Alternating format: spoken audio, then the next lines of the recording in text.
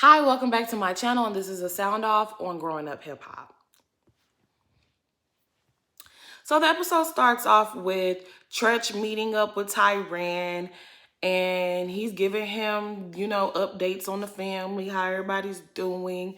And of course, they get on about Sam and Egypt and the shenanigans that they've gotten themselves into lately. Apparently, they were at a party or a club of some sort. Sam got himself into some action. Egypt sees them jumping him. She runs over and she starts swinging on the dude and she hits somebody. Sam ends up getting arrested. They don't say whether or not Egypt was arrested, but the fact that she was even a part of that stuff is rubbing Tretch the wrong way. But it's like, Tretch, you have encouraged this foolish relationship and this is the result. Don't act surprised now. But I think Tretch he's angry about the whole situation.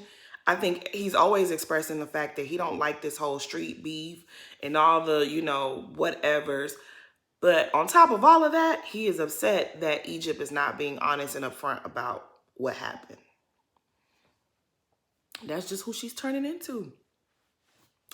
Twist is in the studio when he gets a surprise visit from McMahon. McMahon is just like, what's going on with you? And he was like, well, I got good news and bad news. And pretty much Twist was in Dallas visiting his mom and he caught a gun charge. So McMahon is not pleased with that. And apparently he might really do some serious time if convicted. So McMahon is there to give him a get your mind right lecture, okay? He's there to tell him, like, what are you doing? What are you doing? We've invested so much money in your career and you're gonna mess it up? You're gonna mess it up by going to jail? What can you do in jail? You can't make money in jail. What are you doing? That's not gangster. Being gangster is having your freedom. And he really lets him have it. And for the first time I've ever seen Twist this serious, I feel like what McMahon said to him really sunk in. Let's hope you get out of this situation. And when you get out of this situation, you apply what you've learned, because what he told Twist, all of that was true. It was all, he gave him the game. It's up to him if he applies it or not. But we'll see. So Angela and Vanessa, they link up with Cree and her sister on a boat, and they're having a little nice whatever. And everybody looks good, everybody looks nice. Angela lets everybody know though she's moving to Atlanta, and Vanessa's like taken aback, like, what? You didn't tell me? Okay. And everybody's always saying how Angela don't like her sister.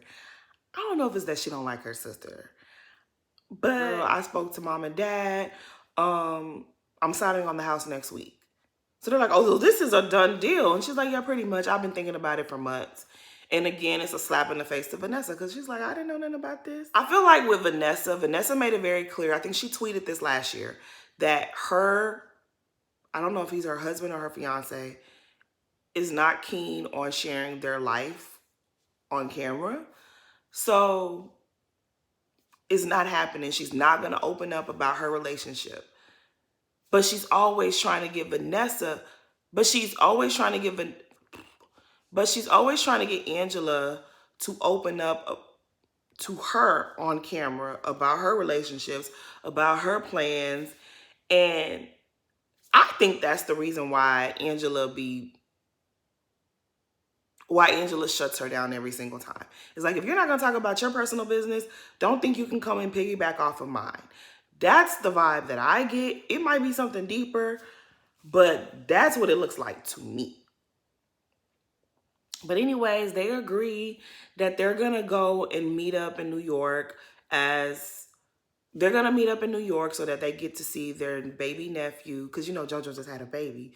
Because, JoJo and Tanisha just had a little baby boy. So now we're in New York with JoJo and Tanisha, and they're with their baby Joey. He is so cute. Oh my God. Congratulations to them. And JoJo's in the scene. JoJo in the kitchen trying to make a bottle, but he don't know the measurements. And Tanisha's like, really? you had a kid. And he was like, how long ago was that? But anyways, they ordered food and they're sitting down to eat. And Tanise mentions to JoJo that, you know, this time around, I'm going to need things to be different. And JoJo was like, what do you mean this time around? What do you mean? And he was like, did I not take care of my daughter? Did I not take care of my child the last time around? What do you mean? And she was like, well, for the first year you did. And to me, I feel like this was a little bit of made for TV discussion. But I don't live with them, so I don't know. But she acknowledges that JoJo did take care of their daughter the first year while she was working. He stayed home. But after that, she kind of was more of the hands-on parent. JoJo takes an issue with that. He don't like that. He even tells the cameraman, like, put the cameras down. Hold on, let me have a conversation. But they don't listen to him, and they continue filming. They sort it out. It's not no big, you know, whatever. But Tanise, girl, don't let these producers mess up your situation. If that ain't really happened, girl, stop that. Because it really smelled like a fake storyline. But Tanise is just wanting to let JoJo know that her businesses and her jobs are just as important as his. So there's going to be times where they need to move as an equal unit. You don't have a baby. I'm going to have a baby. We got to do this together. And JoJo's like, when have I not been able to do that? And she's like, I just want you to know. And there might be times that I want to hang out with the girls too. So you're going to have to take the baby during those times as well. They agree to that. But for whatever reason, JoJo was like, so JoJo calls her out and was like, how many times have I tried to take the baby and you don't even want to share? You don't even want to put the baby down. You don't even want me to hold the baby. And she was like, I know, because he's so... Tanise, don't play with us. You hogging the baby, but then you complaining about you having to do too much with the baby. Girl, don't do that. Man, if Tanise don't look exactly like Justine, oh my God. Like, how you look exactly like your mother-in-law? That is so crazy. Angela and Vanessa both stopped by to see their nephew, and they invite Tanise for girls' night out. So the girls link up for girls' night out on the rooftop, and you got Angela and Vanessa, you got Tanise, and you got TT. And they're all there toasting it up and, you know, sipping on a little something. And Cree stops by. And, you know, because of editing, we don't know what's what. But at one point, it looked like TT was like, oh, Lord, what's she doing here? But anyway, she comes in and everybody gives her a warm welcome. And instantly, Cree is like, oh, TT, I didn't know you was going to be here. I don't know why she did that. Well, I guess we about to find out why she did that. So she starts to say, you know, she starts to let her have it. Like, oh, you know, I got something to say. I got to get something off my chest because I'm not no fake girl. And Angela was like, hold it right there. I don't do the drama. Let me get my drink and get up out of here. Y'all can handle that on your own. Y'all know I don't do this. Leave me out of this. And that's one thing I respect about Angela.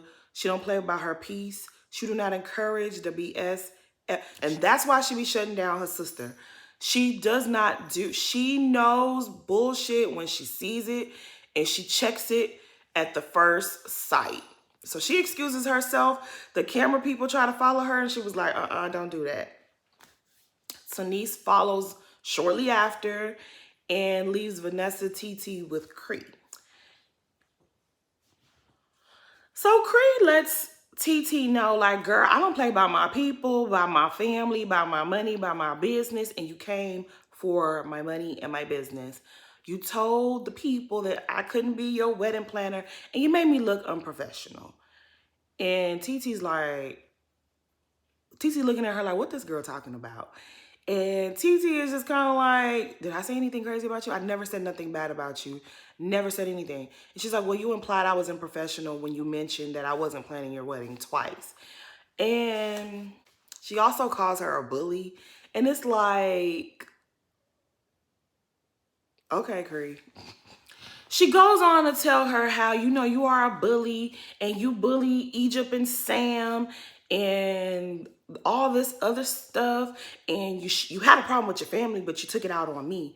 And it's like, first of all, I don't remember seeing any scenes with Cree, Egypt, and Sam. The only time I remember Cree talking about them is when she was making fun of them. When they was saying the whole, they Beyonce and Jay-Z, and she looked up their Spotify views and she was making jokes about them. I don't remember her being very nice to them. So it's funny to me how she's coming at TT. Like, girl, what are you doing? And apparently there was a whole Twitter exchange between her, TT, and TT's mom. But the tweets that they showed just looked like Cree was the one wilding. It don't really look like, Miss Maureen said too much of anything, but whatever. And she's like, well, you bullied Sam in Egypt about their money and their living situation, and you live in a house that your mom paid for. And it's just like, girl, what is really what are you on? Like, what's really going on, girl? She said you couldn't plan her wedding. What was wrong with that? That whole situation last season, that was some bogusness. You didn't barely know her. You and Savannah y'all were new to the group and y'all involved yourself in some BS. And if there are some hurt feelings, oh well. Y'all looked ridiculous. It seems like that's what you're really upset about, is that y'all look like fools. And Tahira came out victorious. Y'all look the ones that looked crazy, getting into other people's business. Because, not Savannah, Egypt is upset with her cousin TT. She lets Savannah know that TT might not even really be getting married because her fiance cheated on her. Savannah now takes this hot potato and is like, oh my God, TT needs to know this. She's getting married. She needs to know this. You don't even know TT, but okay. She takes this information, drops it in your lap, Cree. Cree, you should have gave that shit right back to her and said, leave me out of it. I don't know these people. I'm not getting in their personal business. But instead, you thought you knew best. And you said, I'm going to go to Vanessa with this. And Vanessa can tell her because that's her good friend. And she didn't appreciate any of it because the whole thing was some BS. So she was like, yeah, you're not planning my wedding. Because what was that? And it's like, I don't see nothing wrong with it. Next time, mind your business. She could have said a lot worse. And had it been someone else, they would have said a lot worse. And a lot worse would have gone on. It would have been way worse had that been someone else. You were being messy. And reality TV is messy. So her relationship was affected. Possibly your business was affected. Next time, stay out of grown folks' business.